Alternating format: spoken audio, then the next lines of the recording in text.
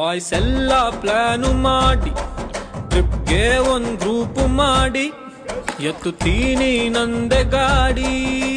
Sharing ಅಲ್ಲಿ diesel ಹಾಕೋದು ಯಾರು ಮರಿಬೇಡಿ. ಸ್ಟಾರ್ಟಿಂಗ್ ಅಲ್ಲಿ ಫುಲ್ಲು ಜೋಶು, ಆಮೇಲೆ ಶಿಸ್ತಾಗ್ ಪಾಚು.